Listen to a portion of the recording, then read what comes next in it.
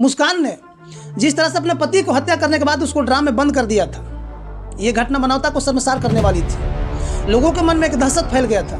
लोग सोचने पे मजबूर हो गए थे कि क्या एक पत्नी अपने पति की कातिल निकल सकती है? क्या एक पत्नी अपनी पति की कातिल हो सकती है? लोग कंफ्यूज थे। अभी भी उनकी जो कहानी है मुस्कान और सौरभ की, लोगों ने उसको ठीक से भुलाया तक नहीं है। एक बार फिर से मानवता को शर्मसार करने के लिए सोनम और राजा रघुवंशी की कहानी पेपर की सुर्खियां बन के रह गई। पहले लोग बेटी की विदाई करने में आंसू बहाते थे, लेकिन अब लोगों को अपने बेटे सौंपते वक्त भी रूह कांप जाते हैं। जानते हैं सर क्यों? क्योंकि उनको ये नहीं पता है कि जो बेटा आज दुल्हा बना है कब कफन में लिपट कर सामने आ जाएगा, कोई नहीं जानता है। जिस तरीके से मानवता को शर्मसार करने के लिए समाज में अनेक तरह की घटनाएं हो रही हैं, एक पत्नी ही अपनी पति की कातिल निकल जा रही है। आपको क्या लगता है? लोगों के मन में यही सवाल उठ रहा है कि हे भगवान, भरोसा किस पर किया जाए? क्या उसी पर किया जाए कि जिसको हमने 7 जन्मों के लिए अपने साथ लाए थे?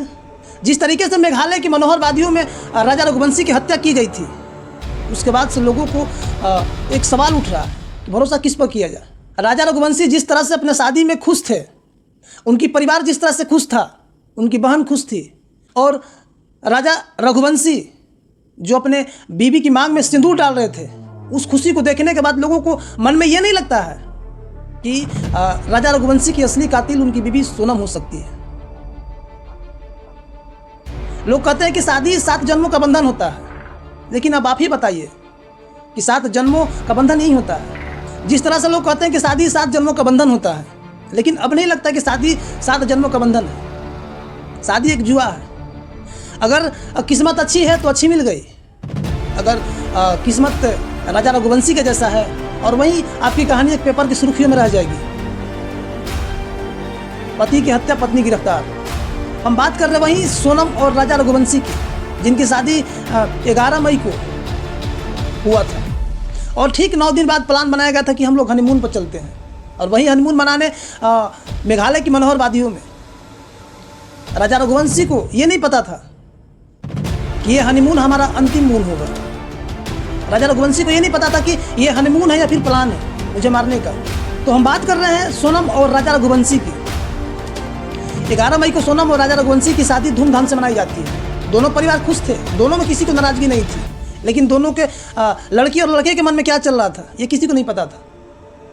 राजा रघुवंशी को ये नहीं पता था कि ये हमारी शादी एक अंतिम समय चल रहा है।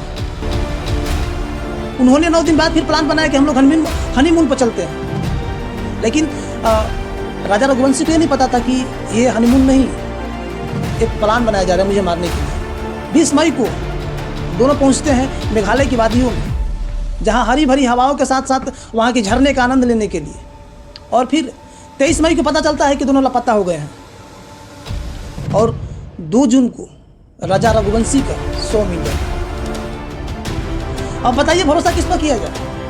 वही जिसको हमने 7 जन्मों के लिए 7 वचनों में बांध के लाए थे, जिन्होंने अपने बॉयफ्रेंड के लिए अपने पति की कत्ल कर दी, जिन्होंने कभी ये नहीं सोचा कि हम किसको छोड़ के किसके पास जा रहे हैं।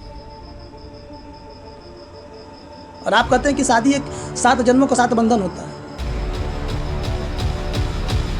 बाकी वीडियो के बारे में आप क्या सोचते हैं कमेंट बॉक्स में अपना राय जरूर दीजिएगा। अगर इस तरह का वीडियो आप देखना चाहते हैं तो चैनल को लाइक, सब्सक्राइब और कमेंट जरूर करें।